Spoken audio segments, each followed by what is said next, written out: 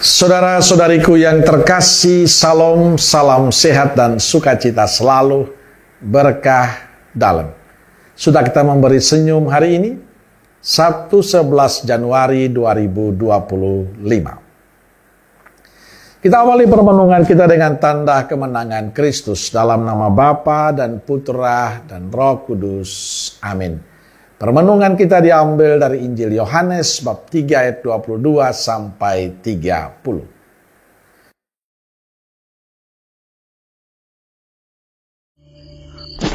Sesudah itu, Yesus pergi dengan murid-muridnya ke tanah Yudea, dan ia diam di sana bersama-sama mereka dan membaptis.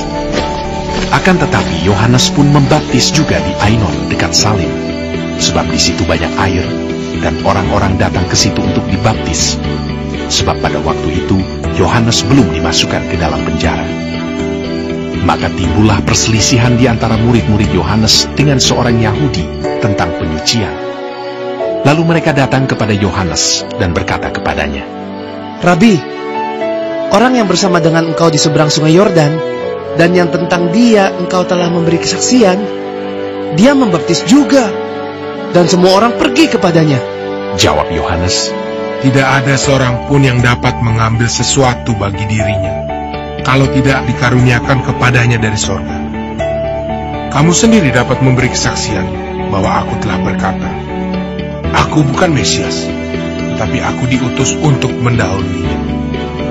Yang empunya mempelai perempuan ialah mempelai laki-laki, tetapi sahabat mempelai laki-laki yang berdiri dekat dia dan yang mendengarkannya sangat bersukacita mendengar suara mempelai laki-laki itu. Itulah sukacitaku, dan sekarang sukacitaku itu penuh. Ia harus makin besar, tetapi aku harus makin kecil." Saudara-saudariku yang terkasih, Injil hari ini bicara tentang sikap Yohanes setelah mendengar laporan para muridnya tentang Yesus yang juga membaptis di sungai Yordan, dan banyak orang yang mengikutinya. Menyikapi laporan itu, Yohanes menunjukkan kebesaran hatinya. Ia turut bersukacita ketika mendengar Yesus, sang empunya mempelai perempuan itu, telah memperdengarkannya suaranya. Injil menuliskan sukacita Yohanes itu. Itulah sukacitaku, dan sekarang sukacitaku itu penuh. Ia harus makin besar, tetapi aku makin kecil. Ada dua hal yang bisa kita renungkan dalam permenungan kita pagi ini. Pertama, Yohanes menunjukkan pada kita seorang pribadi yang rendah hati. Ia sadar akan tugasnya sebagai pembuka jalan bagi Yesus. Sehingga ketika Yesus tampil dengan sukacita, Yohanes berkata, ia harus makin besar, tetapi aku makin kecil.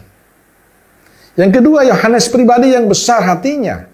Seorang yang berbesar hati akan turut bersukacita ketika melihat keberhasilan, kemajuan dan kegembiraan orang lain. Tapi juga ketika ikut prihatin manakala kegagalan, kesusahan dan derita dialami orang lain. Dan Yohanes menunjukkan sikap itu. Memang tidak mudah, tapi Yohanes menunjukkan kebesaran hatinya. Ia tidak tersinggung karena Yesus melakukan yang sama ia lakukan.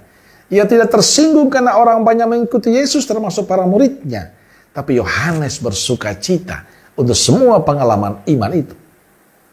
Saudaraku terkasih, kita berdoa semoga semangat Yohanes menjadi semangat kita dalam kehidupan kita sebagai orang beriman. Memiliki sikap rendah hati dan memiliki kebesaran hati atas keberhasilan sesama kita. Supaya kita tidak iri, tidak cemburu, tidak marah pada mereka-mereka yang berhasil. Tapi kita syukuri. Itulah karya Tuhan untuk kita semua. Kita semakin rendah hati, semakin berbesar hati untuk menerima apapun yang Tuhan berikan untuk sesama kita dan diri kita. Amin. Semoga Allah yang Maha Kasih memberkati saudaraku sekalian, Bapa, Putra, dan Roh Kudus. Amin. Roh Kudus Nazaret, doakanlah kami. Amin. Berkah dalam.